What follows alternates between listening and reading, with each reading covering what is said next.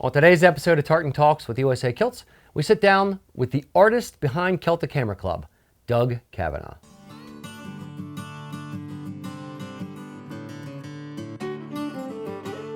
Doug, thanks for coming in today. So for those who don't know who you are, give me your 30-second origin story, comic book story number one. Who are you? Where'd you grow up? All that. All right, well, first, thanks for having me. Happy to be here. My name is Doug Cavanagh. I'm the artist behind Celtic Hammer Club. Grew up in Hunterdon County, New Jersey, but for the last 14 years, I've made my home on the other side of the Delaware River in Upper Bucks County, Pennsylvania. Nice. Yeah. So the name Celtic Hammer Club, where did that come from? What happened with the name? All right, yeah, thanks for giving me the opportunity to explain it because it confuses a lot of people. They think I make hammers, or that I throw the hammers in the Highland Games, or do blacksmithing, or all kinds of things. Also, if somebody buys a shirt with it on, the name on it, they're worried that the rival club might attack them or something. I have to reassure them that no, Celtic Hammer Club is just the name of this entire artwork project thing that I'm doing.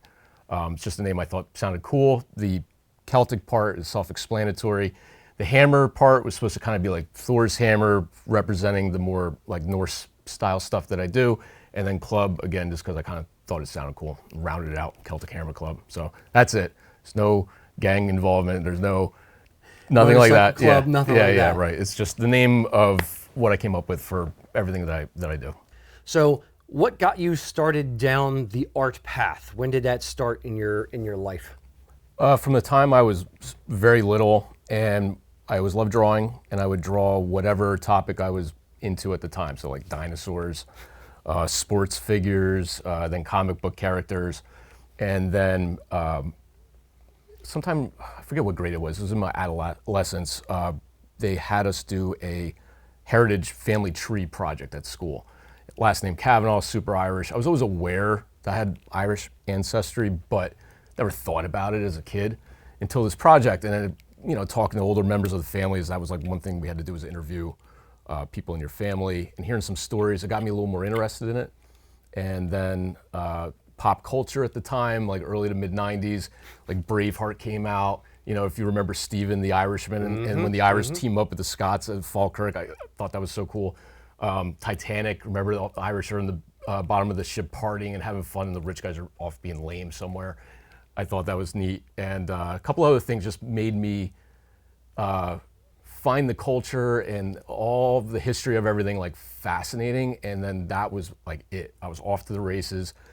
I thought, whatever this is, I want to be a part of it. I want to be involved in it. And I started to learn about like the knotwork styles and the Celtic artwork styles, and just trying to teach myself how to do all that intricate over-under stuff. And it was really, like I said, like high schoolish age, and really been doing it ever since. Nice. So how did you move from your pen and paper art style to the other forms of art that you now produce? Relatively recently, I started doing shows. So I was just drawing things, and like I said, from high school, notebooks full of drawings. Sometime in my 20s, I thought, there's gotta be something I could do with all this. Rather than just sitting in a notebook, nobody looking at it, I'm like, let me do t-shirts, because you could do the print on demand sites, whatever. So I just started doing that. And then I thought, let me do some actual shows. So I just got t-shirts screen printed up, started doing some local shows, and then I started to meet other people, other vendors at these shows that had different skill sets. And that exposed me to the idea of like, well, this doesn't have to be a 2D medium. There's a lot of stuff you could potentially do with this. You've got the art, what else can you do with it? And mostly from interacting with other people with different skill sets, other artists, opened up that world to me, and the idea of trying new things, doing different things. Aside from pen and paper, and now iPad, what's your other favorite medium that you work within? So the main thing that I got involved in after meeting a friend at a show that did sandblasting, and we were at a show that was actually pretty dead, so we're milling around, and that's how we met each other. And when you're saying show, art show, craft show? I'm sorry, this happened to be a Celtic festival. Okay. And we met, and this was actually about an hour away from where we live, and just talking, turned out he lived around the corner from me. So it was like an odd coincidence to meet up like that. But he did sandblasting of stone and was pushing me like, listen, your stuff could be really cool on glass. I brought him a stoneware bottle that I had that had mead in it. I just saved the bottle because it was cool, and showed it to him. Like, would this work? Like with your sandblasting thing? He's like, that would be perfect. And that's where that whole line of things started to come about. And then he kept pushing me to do it on my own. He's like, get your own equipment, do it, do it, do it. And his encouragement led me down that path, and how I really got started doing that type of thing. Nice. I think it's very interesting how artists and people of that, with that soul, really try to help each other and want each other to succeed. It's not a competition. It's how can we collaborate? How can we work together? How can I help you improve in your craft? How can I connect you with different people? The one thing that you just reminded me of when you talked about he lived around the corner from you, the way that we found you was one of our customers, Aiden Crawford, who's out in like Arizona or something, and you did something for him. And I'm like, wow, Aiden, that thing is really awesome. Where did you get that done? And he's like, oh, it's this guy, Doug from Celtic Hammer Club. He's over in Pennsylvania.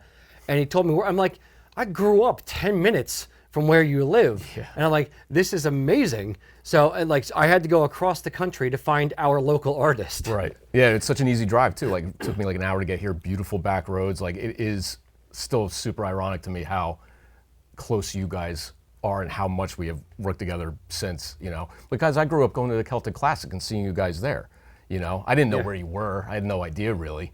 But then when you reached out to me, I was like, oh my God, USA Kilts wants to do something with me. Get the hell out of here. No, it was cool because, like I said, I grew up going to Celtic Classic. That was a huge influence on my work and interest in Celtic culture. So that was a big deal. And then to learn that you were like, maybe not right down the road, but close, in grand scheme of things, it's interesting coincidence. Yeah, absolutely. So let's talk a little bit about your evolution as a business person. What's been your biggest challenge going from a pen and paper artist to a business person and trying to, basically make a living off of your life's work? It's just an entirely different skill set. It's marketing primarily. Like, the whole idea is I need to get eyes on my stuff. Nobody knows I exist unless I can get in front of them. So how do I do that? Social media primarily. Now that's a whole nother thing. Algorithms, like how many times do you post? What do you post? It's like a whole other world to learn about, like what kind of content works, what doesn't. I would say just the marketing, even like trying to figure out what to charge for something.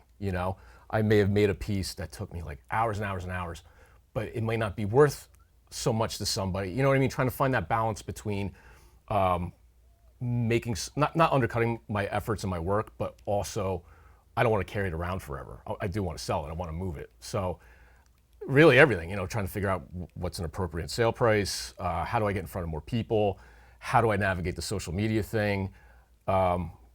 It's all pretty challenging. It's an interesting challenge, and I do have fun with it. Like, I do enjoy making content. I enjoy trying to get out in front of people. I've been enjoying doing the shows. Like, that's been something that helps me network, and that's a big thing too, networking. Like, even if I wouldn't necessarily make a killing at a show, how many people have now seen me? How many people have met me? And they get to meet me, right? So that helps too. I think a big part of it, especially being like a small time artist kind of individual guy, is letting people see who you are. Like, I'm not like some big company. I'm not some corporate thing. I'm not some mass-produced thing. I'm like a guy with a little shop in Upper Bucks County that makes things by hand, okay? And I made all the artwork myself. I usually try to emphasize that to people. I'm like, these aren't like Google images. Like, I actually designed it all. And they're like, oh, wow, really? So I try to emphasize that and just get in front of people and let them see who I am and what this is all about. Yeah, it's difficult as a smaller creator, and I'm thinking back to when we first started having to figure out okay, here's the thing I want to make, here's the thing I want to do. Oh wait, but I have to do everything else myself to be a real business. Versus just doing the thing that you are good at and hoping that you can develop the skills with all the other stuff that are tangential to it. Especially as a one-man band. It keeps growing then too, because it's like, all right, well, start a social media account. All right, well, you realize if you want to be successful at that, you got to post like every day, and that keeps growing. Now there's like different platforms, and different platforms, like different content works on that, and it does keep growing, and you have to keep learning if you want to keep up, and that's the road you want to go. And that is, if there's the biggest challenge, it's trying to figure out like, well, how much time am I going to put into any one thing? Like how much time am I going to devote to social media versus drawing and creating things? You know, it's like, you know, like you said, I'm one person, I've only got so much time. That's a challenge too, trying to just allocate your time and figure out what makes more sense for me to make some kind of a post or a video, or should I be designing something? Like that's a challenge too, trying to find that balance. And finding creative ways maybe to do both at the same time, while also having a wife, a new child, and you know, balancing the rest of your life with your artwork, with the business, with all the rest of it. Yeah. So time is probably the biggest challenge. Yeah. So your art is obviously heavily inspired by both Celtic and Nordic art. Why did you choose those two things, and how do you blend them together? It's a good question, because I've had this question before where some people don't understand, like, why would you put these two together? Like, it doesn't make sense to them. When I came up with the idea of creating like my own style of work to potentially sell or do things with, the whole idea, like going back to what I said earlier about like it being inspired like by family history and everything, was, you know, I'm a typical American mutt. I have a lot of different things in me, but you know, I've got a lot of Irish and I've got a lot of German, and the, you know, Germans have that same pantheon that like the Norse had with the mythology and the gods and all that. So that was all fascinating to me, and the whole thing was really supposed to be a kind of tribute almost to my ancestors, people that came before, trying to keep things like this like alive, so to speak, just keep it going. So I wanted to incorporate both the Germanic and the Celtic side. I didn't want to like pick one over the other and neglect one side of my ancestry. I wanted to do both, and they do work together well, even just from a historical standpoint. You know, during medieval period with Vikings and everything coming in and out of like Ireland and Scotland and everything else, they influenced each other's art tremendously. Like all that knotwork stuff is very not too far away from the Celtic knotwork, and you can see the influence, you can see the overlap and the influence that each one had on each other, even like culturally, artwork wise, you know, genetic studies they do, see how much these two cultures actually interacted, blended together, influenced each other over those centuries. And that also is what influences me. So your ephemera design, you have your design on your t-shirt here today. This is kind of been your seminal piece, and it's gained a lot of, you know, popularity, that particular design in the Celtic and Nordic kind of art world. Tell me a bit about that design itself and how that came to be. Yeah, sure. So it goes back to 2016, January 2016. It started off as like a commission piece. This paintball group in Europe, who had members from Scotland and Sweden, they loved my blend, you know, of the Celtic and the Nordic. So they reached out to me and they wanted me to design a patch for them for their upcoming season, and they wanted Fenrir. So I did it, and it was too complicated. It was too detailed. They couldn't use it for the patch, so I had to go back and like make something more simplified, which was fine. And I just thought, all right, well, it's cool. I'll keep it for myself. And that's really where it started. And I started posting it, you know, like I said, started with the t-shirt stuff, posting it on there, and then next thing you know, I'm like scrolling through social media, I'm looking online, I'm looking around, I start seeing it everywhere. And I started to catch on to the fact that like, oh my God, like, this is crazy. I can't believe like other people are finding it and liking it and tattooing it on themselves and all this type of thing. So yeah, that was kind of the genesis of that whole thing. So take me through kind of your emotional journey with that.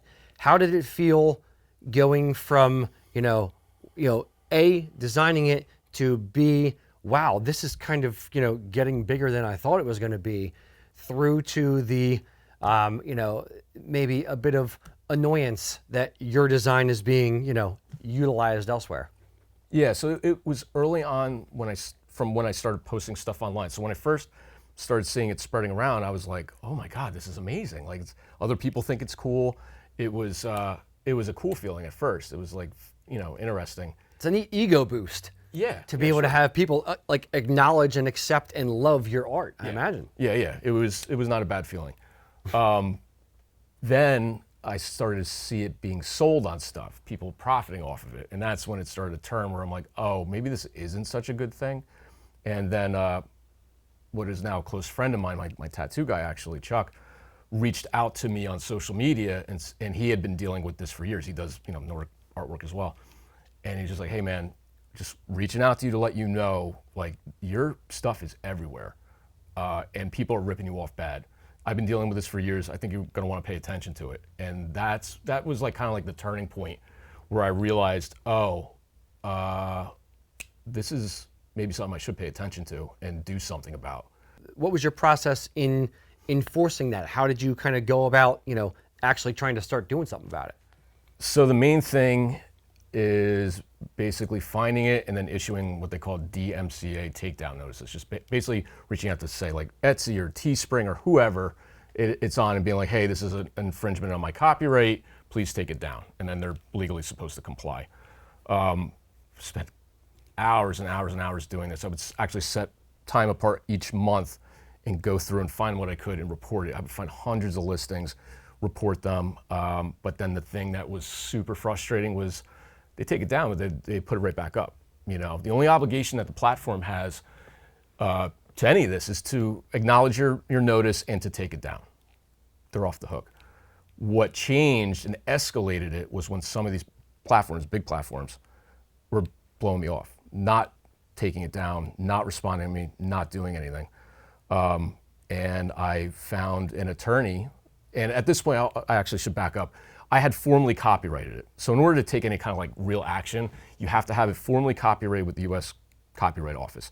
Like if you create something, it's yours, it is your copyright, but to actually take like some kind of legal action, you have to have it formally copyrighted. So in that time period, I had that done.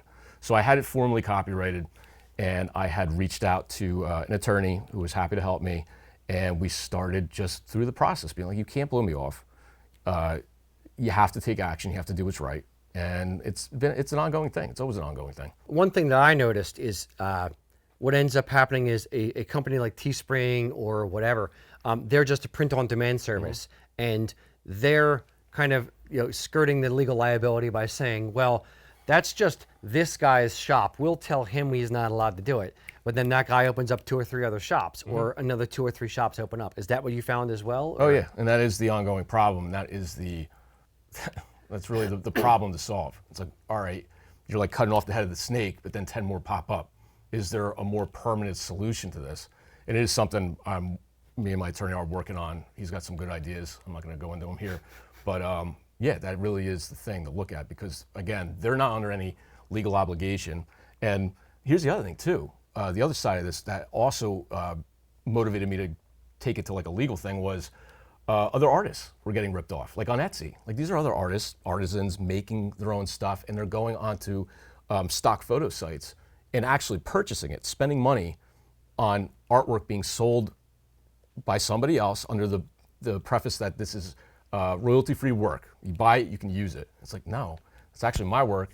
So now they're getting screwed over, all because this platform allowed this guy to put it up, And that was what motivated me. I'm like, listen, this is out of control. Like multiple parties are getting hurt here. Something's got to be done about it, to the best of my ability. And again, it's just an ongoing thing. Yeah, it's difficult when you're a little guy. So I give you props for trying to stand up and get your control back over your work, and helping others kind of navigate that process a little bit as well. What was I heard one of the things I heard was your artwork was your family was in a video game or something, or? Oh. Yeah, Assassin's Creed Valhalla came out, I don't know, 2 years ago, something like that. I'm not a gamer, so I didn't know anything about it. I was actually getting Fenrir tattooed on my forearm by Chuck when that game came out. We were talking about it, and we said, how much you want to bet at least one of our work is in it? And sure enough, somebody that follows me sent me a screenshot, hey man, this thing is on a skin on one of the boats, and it was Fenrir on the shields and on the sail and everything. And I texted my buddy right away. I'm like, I beat you. I got mine in before you. But yeah, it was in that game as like a skin you could get for the boat. How was the process in working with, was it EA Sports, or who was the company? That's Ubisoft. Okay. In Canada, yeah. How was the process with them? Because there's going to be some that are more honorable or less honorable in, yep, we didn't know, sorry, take it down, or can we pay you a royalty or whatever, versus, psh, blow you off kind of thing. How was the process with them? No, they were cool. They didn't know. I mean, like this work gets farmed out, different countries, and they don't necessarily know what they're doing or how they're going about creating these things that they hire them to do. So they were completely like, cooperative and everything. And, the thing that was different with that was they're not really profiting off of it. It's just a skin in the game. So that's a little bit different from, say, somebody else that's like actively profiting from Selling it. a t-shirt or something like that. Yeah, so that was a little bit of a different situation. But it was, even though, again, it's like your work being used, you're not getting credited and whatever, and it's just disseminating it, giving the impression that it's like just free to use. It's just a stock image. That's not so good, but it was still pretty cool to see it in the game, I got to admit that. So having your artwork in a video game is a cool milestone. How do you feel about people who actually want your designs inked in their skin? How do you feel about people who want Celtic Hammer Club designs as tattoos? I love that. It's awesome. And same with other artisans like on Etsy, like I found and everything, that want to carve it or do their thing with it. I genuinely love that. This isn't about like, oh, this is mine, I hate anybody that uses it.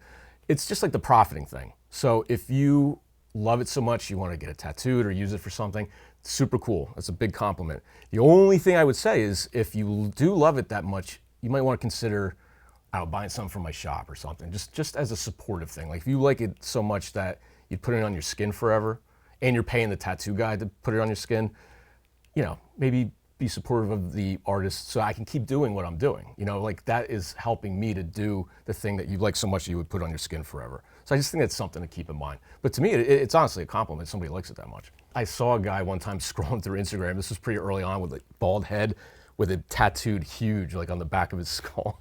And that's where I'm like, this is getting out of control. I even saw a picture of a guy, both cheeks, fender on both cheeks on his face. I swear to God. I'm like, that's wacky. I mean, it's cool, I guess, but like that's pretty wacky. That could be a bit much. Yeah.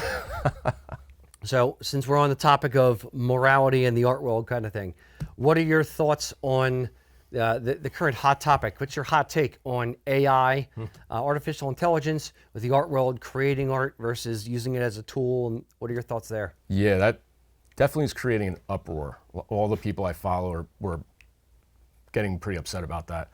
And I think understandably so, because the way I learned how it works is they call it scraping the internet for images.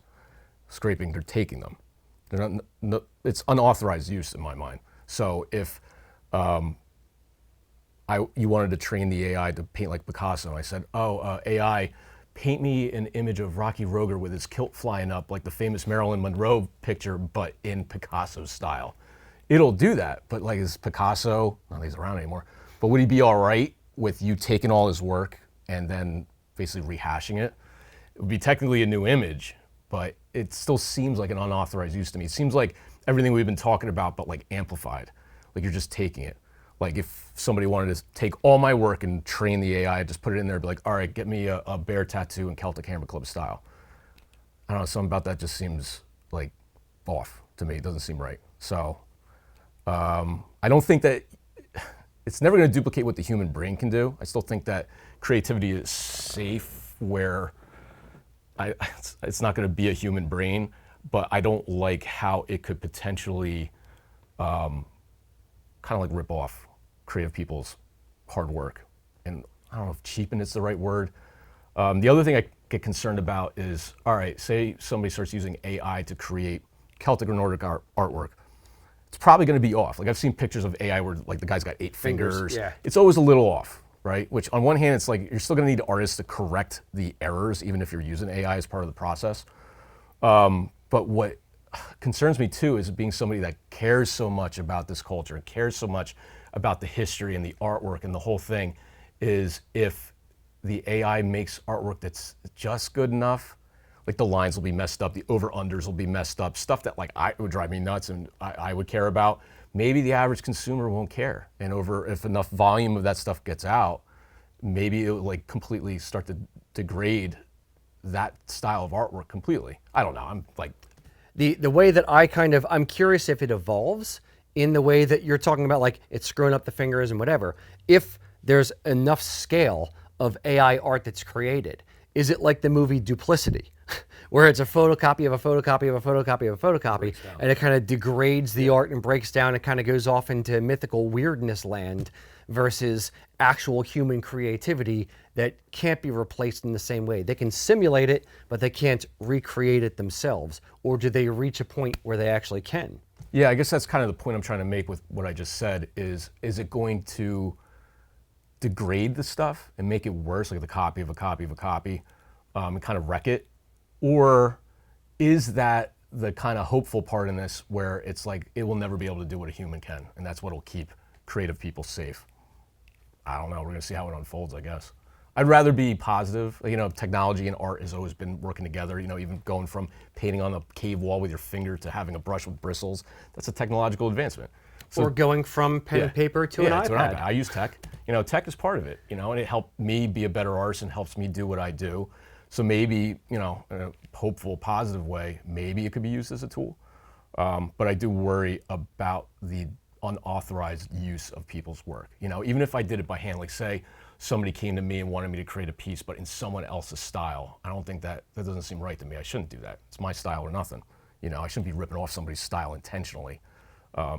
So yeah, those are some of the thoughts I have about that. Now, back to your style specifically. You've created art in essentially three ways. You've done, you know, art for yourself and just, you know, your own designs. You've created art in collaborations with other artists, and then you've created art as commissioned designs. What are some of the positives and negatives of each, and which one do you like the best? Honestly, I really do love collaborating because I can't learn how to do everything, right? Like I can't learn how to do leather and this and that and the other thing. But if I can collaborate with somebody and provide some artwork and then they do their piece and now you've got something completely new and different and it is, you know, a physical, tangible thing, that's super cool to me. And it's also awesome like meeting, you know, other artisans and seeing what they do, even if I don't, you know, intend to learn it completely where I'm gonna do it for myself. Just seeing their process and how they do it is fascinating. It's interesting. It's just the whole creative process like that is interesting. Challenging wise, probably commissions can be challenging only because if somebody has an idea in their head, they have to try to communicate that like into my head, right? So it's all about communication, and sometimes that's not so simple. Like a lot of times somebody wants something and they're just open, like whatever you come up with, like I want like a tattoo of a, you know, Celtic fox or whatever. And then I do it and they're like happy with it. And that's pretty simple and straightforward. Sometimes people have something more specific in mind and they've got a very detailed idea in their head, but they're not, you know, a person that draws or whatever. So now they have to try to communicate and get me to understand that. And that can sometimes be tricky. Not that it's a bad thing, but it can be tricky. I feel called out right here, Doug. Not that, no, I don't. We've never collaborated that had issues and had to go back and forth. It can work out, and I feel this happens a lot when we work together. When I design something, I do it to the point where I'm like, all right, this is good. This is the way it should be. But then you come back and it's all wrong. Not all wrong.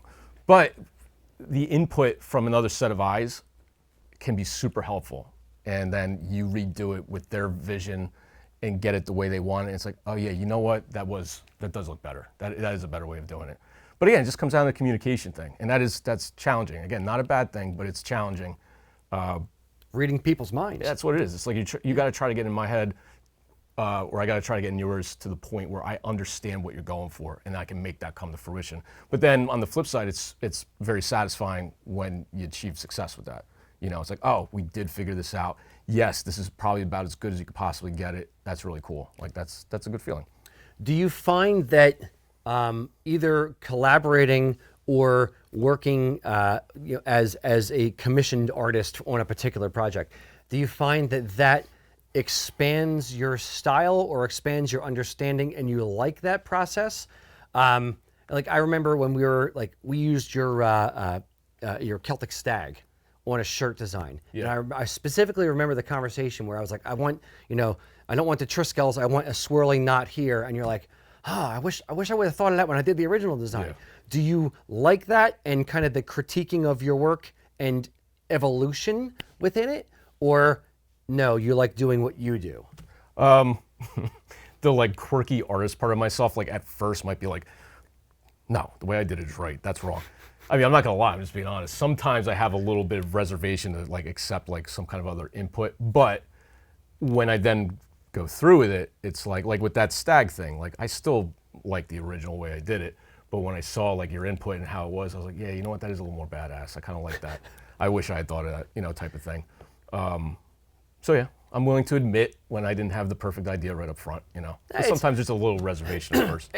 It's and this is not meant to sound negative at all. I know you well enough to say this. It's part of the, and I have the same problem. It's part of the ego thing of, well, this is my thing that I did. Right. And you know, it's accepting other people's ideas into your process. Yeah. And that's what I'm curious about, is if you enjoy the input of other people, or if you feel almost defensive, like they're critiquing my work or they're changing my thing. No, again, like I said, there may be times where I'm like, no, I've put so much thought into this. I got this just right, just the way it ought to be. Now you're gonna make me change it. Oh, I mean, there's like maybe some of that, but like I said, at the end of the day, more often than not, I feel like the other set of eyes, the other input actually improves it. So speaking of your approach, take me through your design process. Where do you start a design, and all the way through to how do you know when it's finished? So obviously it starts with an idea. You know, something inspires me or somebody brings me an idea of something they want, and then just start thinking about how it could look in my mind. I may look at some stuff on the internet, especially if it's like a piece of folklore or something I'm not familiar with. I'll learn about it, read about it, and see what pops out about it to me, and just, again, kind of like a wheel turning thing. And they have basic layout, basic concept in mind, and then I start sketching it out. Like I use the iPad pretty much exclusively now, but it's still sketching, playing with it until it looks right to me. So it's like a lot of trial and error, until I'm getting more or less happy with it. And then usually, like say if it's something that's got like a body and then there's knots around it or something, I'll usually get like the body or the main part kind of down, and then I start like filling in like where the knot work might go. And again, it's just kind of like a playing thing until it looks right to my eye. How do you know it's done?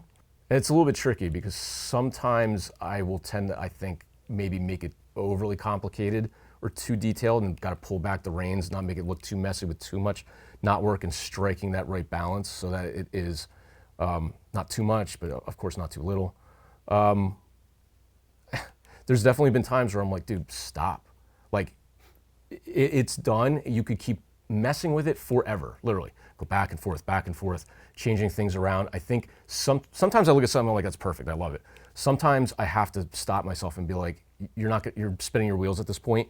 It's good, accept it, and start progressing forward to, make the finalized piece. What's your relationship as an artist with negative space versus positive space? How do you feel about leaving sections open versus you need to fill every single tiny detail?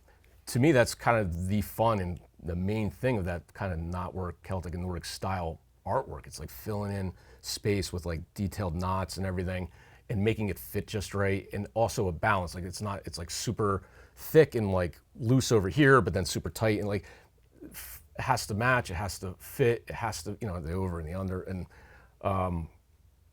yeah, it's just like practice. You kind of get an eye for it and learn. Like, it was an interesting transition, like learning more about the Nordic versus the Celtic. Like when I was younger, I was pretty much just doing exclusively Celtic, and with the Nordic, they've got more, I'll call it like wiggle room as far as, scalloping out certain pieces, making stuff like super thick in one spot, but then narrows down to thin in the other. It allows a lot of freedom to play, to fill in those spaces till it looks visually appealing. I mean, that to me is the fun of it. It's just playing around with it till it looks cool.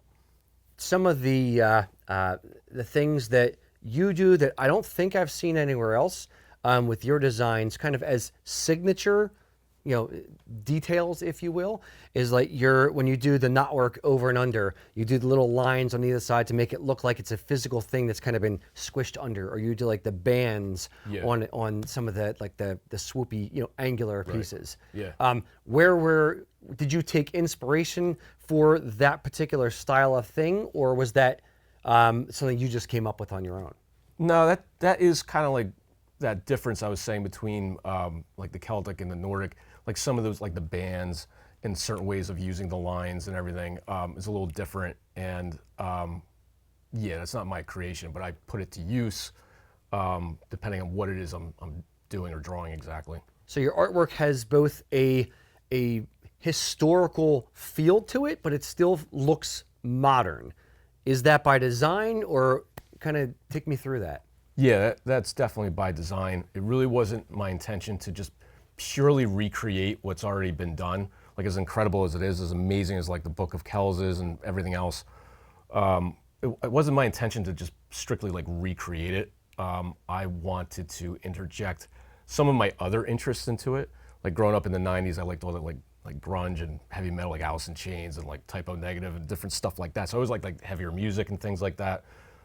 So I kind of wanted to bring that into it as well. So have something that's like got a historical basis and looks like something that could be Celtic or Nordic, but also looks like it could be like a heavy metal band's t-shirt or something, you know, or on their album cover. A blending of like the Book of Kells with Pusshead as an artist. Yeah. Right. Yeah. Just a little bit of like edge or like a little like ferocity in it. Like, you know, the head of the Fenrir, like you wouldn't see that on like the stave church or something like that. But it looks cool. You know, it's just like got just the right amount of like, you know, little oomph to it to make it my own style and also just kind of like a more modern twist on it. So what, you know, based on your existing body of work, you've done Celtic stuff, you've done Nordic stuff in the blending of the two, you've done bottles, stoneware, you know, you've partnered with leather artisans. Where is the next, what's the next medium, what's the next area you want to explore? So I recently got myself like a laser engraver, started playing around with that, which has been really interesting because it's just so versatile and can get such fine details. So yeah, I've been experimenting with that. That's been interesting. And with that, I'm hoping to maybe do more like wood stuff. I'm curious about wood. That's one thing I don't really have. And slate, like I've been playing around with slate. I have some like slate coasters now. It works really good on slate stuff. I'm thinking about ideas to use it like I said, slate, wood. Yeah, just kind of broadening out a little bit that way. So we will end with this question.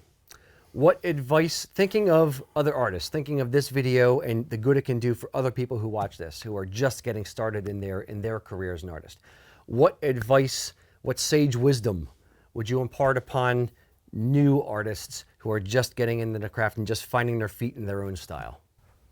Just don't be afraid, you know, like take a chance on stuff, you know, like even if it's simple, like I started with just t-shirts, and then see if you can learn from other people. Like I mentioned before, meeting other artisans and learning from them.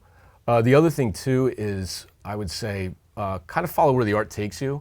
Like when I started, I had kind of a different vision in mind.